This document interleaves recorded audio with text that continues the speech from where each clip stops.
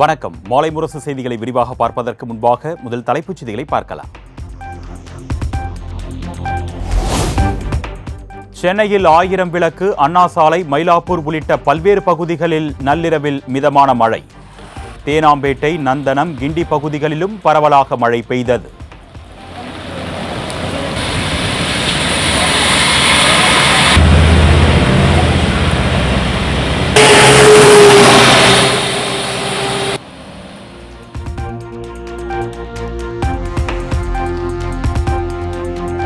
வங்கக்கடலில் நிலவிய ஆழ்ந்த காற்றழுத்த தாழ்வு பகுதி இன்று காற்றழுத்த தாழ்வு பகுதியாக படிப்படியாக வலுவிழக்கும். சென்னை வானிலை ஆய்வு மையம் தகவல்.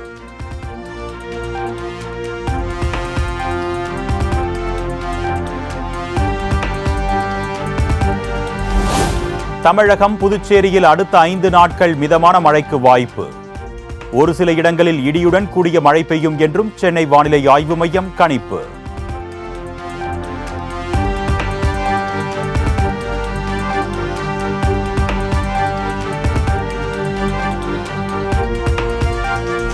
மதுரை கள்ளழகர், மருதமலை முருகன் கோயில்களில் அன்னதானம் வழங்கும் திட்டத்தை விரிவுபடுத்தி இன்று தொடங்கி வைக்கிறார் முதலமைச்சர் மு.க.ஸ்டாலின். பழனி தண்டாயுதபாணி சுவாமி கோயில் பள்ளி, கல்லூரி மாணவர்களுக்கு மதிய உணவு வழங்கும் திட்டத்தையும் காணொலி வாயிலாக தொடங்கி வைக்கிறார்.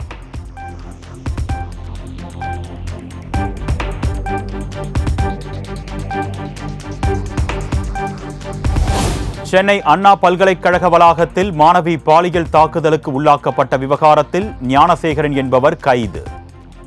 கைதான ஞானசேகரனுக்கு கை காலில் முறிவு ஏற்பட்டதால் மாவுக்கட்டு, ராயப்பேட்டை அரசு மருத்துவமனையில் அனுமதி.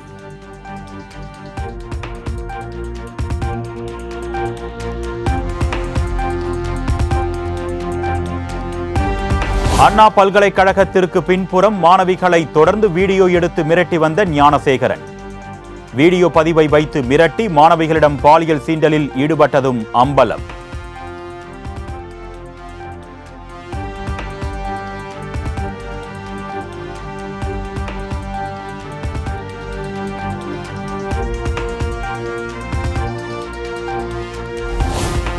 பெண்கள் படிப்பு மற்றும் பணியிடங்களில் கூட பாதுகாப்பாக இருக்க முடியாத அளவிற்கு சட்டம் ஒழுங்கை கெடுத்துள்ளது திமுக அரசு.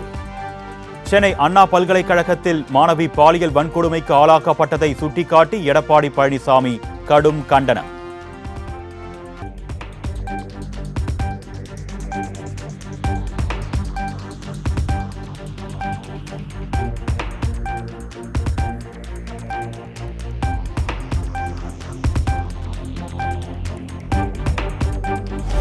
திமுக ஆட்சியில் இன்னும் எத்தனை கொடூரங்களை தமிழ்நாட்டு மக்கள் சகித்துக் கொள்ள வேண்டும்?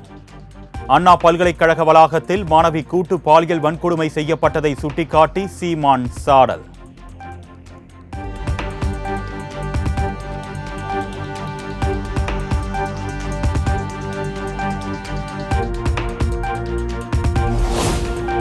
திமுக நிர்வாகிகளுடன் தொடர்பில் இருப்பவர் ஞானசேகரன் என தமிழ்நாடு பாஜக தலைவர் அண்ணாமலை தகவல். அரசியல் அழுத்தம் காரணமாகவே ஞானசேகரன் மீதான வழக்குகள் புறம் தள்ளப்பட்டிருப்பதாக குற்றச்சாட்டு.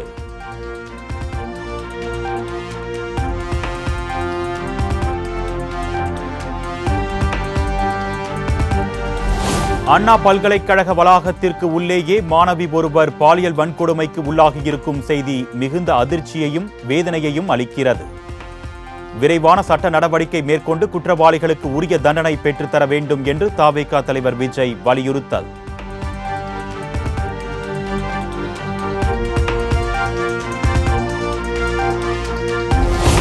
அண்ணா பல்கலைக்கழக மாணவி பாலியல் வன்கொடுமை செய்யப்பட்டதை கண்டித்து அதிமுக சார்பில் இன்று ஆர்ப்பாட்டம்.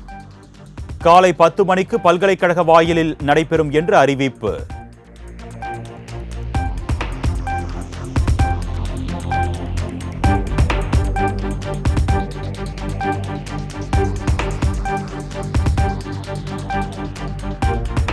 சென்னை உள்ளிட்ட 4 மாவட்டங்களில் தமிழக பாஜக சார்பில் இன்று ஆர்ப்பாட்டம். அண்ணா பல்கலைக்கழக மாணவி பாலியல் வன்கொடுமை செய்யப்பட்டதற்கு கண்டனம்.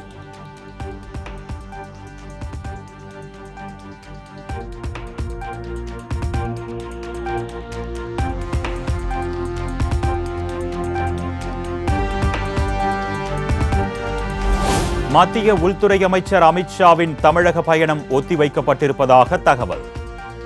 நாளை தமிழகம் வருவார் என்று அறிவிக்கப்பட்ட நிலையில் ஜனவரிக்கு ஒத்திவைப்பு.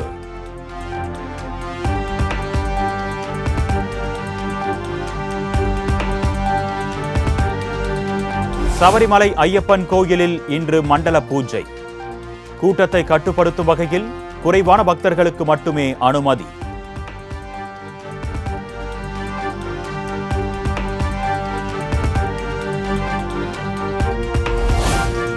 டங்ஸ்டன் ஏலத்தால் சட்டம் ஒழுங்கு பிரச்சனை ஏற்படும் என கடந்த 2023ஆம் ஆண்டு அக்டோபரிலேயே கடிதம் எழுதப்பட்டதாக அமைச்சர் துரைமுருகன் விளக்கம்.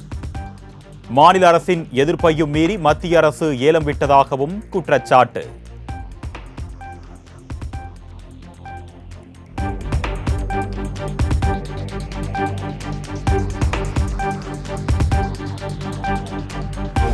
முதலமைச்சர் மு.க.ஸ்டாலின் பிரதமருக்கு கடிதம் எழுதிய பின்னர் ஏலத்தை மறு ஆய்வு செய்ய மத்திய அரசு முடிவு.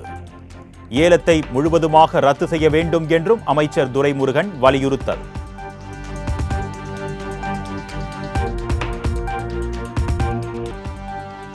ஆறாத வடுக்களாக வாட்டும் உலகையே உலுக்கிய 20ஆம் ஆண்டு சுனாமி தினம் இன்று அனுசரிப்பு. தமிழ்நாடு புதுச்சேரி கடற்கரையில் சுனாமி அலையில் சிக்கி உயிரிழந்தவர்களுக்கு அஞ்சலி.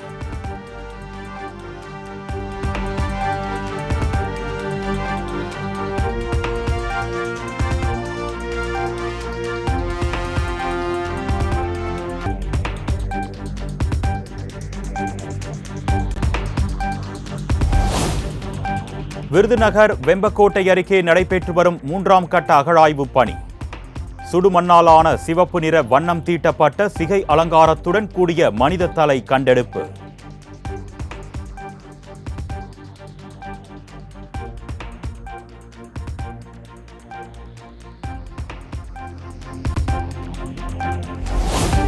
கோவை காருண்யா வேளாண்மை பல்கலைக்கழக சுற்றுச்சுவர் மீது ஏறி புகுந்த ஒற்றை காட்டு யானை.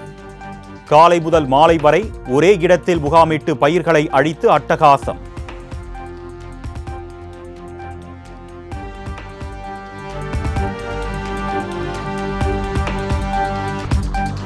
பெரம்பலூர் அருகே இன்ஸ்டாகிராம் மூலம் பெண்ணிடம் 63 லட்சம் ரூபாய் மோசடி. வட மாநிலத்தைச் சேர்ந்த 2 பேரை கைது செய்த சைபர் கிரைம் போலீசார்.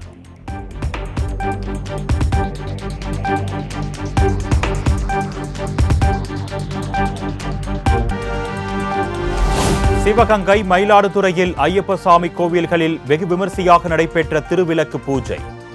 விளக்கில் தீபம் ஏற்றி ஐயப்பனை மனமுருகி வேண்டிக் கொண்ட திரளான பெண்கள்.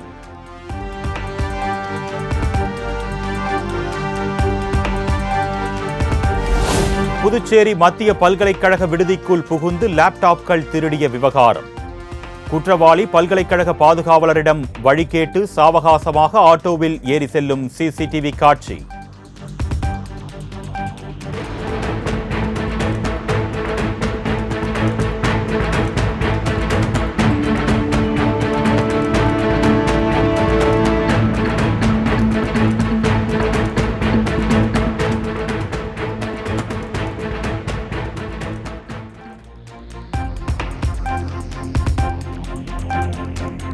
டெல்லியில் பிரதமர் மோடியுடன் ஆந்திர முதலமைச்சர் சந்திரபாபு நாயுடு சந்திப்பு.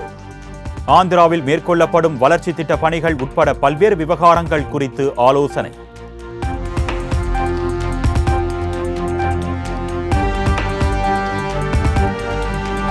மல்லிகார்ஜுன கார்கே தலைமையில் கர்நாடக மாநிலம் பெலகாவியில் இன்று நடைபெறுகிறது காங்கிரஸ் காரிய கமிட்டி கூட்டம். உள்துறை அமைச்சர் அமித்ஷாவின் சர்ச்சை பேச்சு, காங்கிரஸ் செயல் திட்டம் உள்ளிட்ட விவகாரங்கள் குறித்து ஆலோசிக்கப்பட இருப்பதாக தகவல்.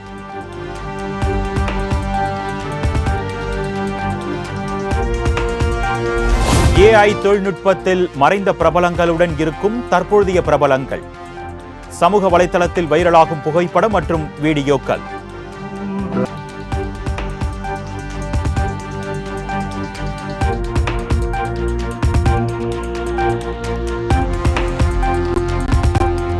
சபரிமலை ஐயப்பன் கோயில் நடைபாதையில் உலா வந்த ராஜநாகம். உயிருடன் மீட்டு வனப்பகுதியில் பத்திரமாக விட்ட வனத்துறையினர்.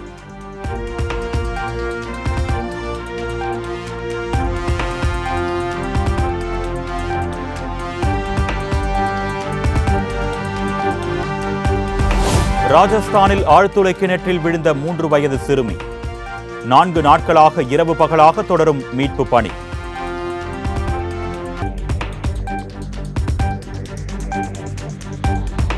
பிஎஸ்சி தேர்வுத்தாள் கசிந்த விவகாரம். பாட்னாவில் இரவில் போராட்டத்தில் குதித்த இளைஞர்கள். சாலையில் அமர்ந்தபடி முழக்கங்கள் எழுப்பியதால் பரபரப்பு.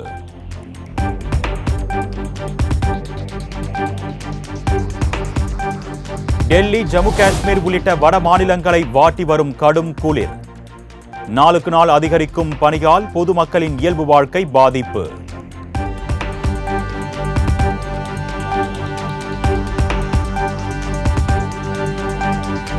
ஐசிசி டெஸ்ட் தரவரிசையில் அதிக புள்ளிகள் பெற்ற இந்திய பவுலர் என்ற அஸ்வினின் சாதனையை சமன் செய்த பும்ரா. 2016இல் அஸ்வின் 904 டெஸ்ட் புள்ளிகளை எடுத்திருந்த நிலையில் தற்பொழுது 904 டெஸ்ட் புள்ளிகள் பெற்று பும்ரா அசத்தல்.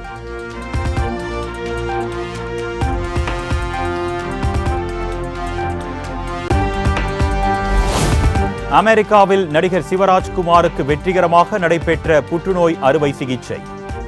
உடல்நிலை சீராக இருப்பதாகவும் விரைவில் வீடியோ ஒன்றை அவரே வெளியிடுவார் என்றும் மருத்துவமனை தகவல்.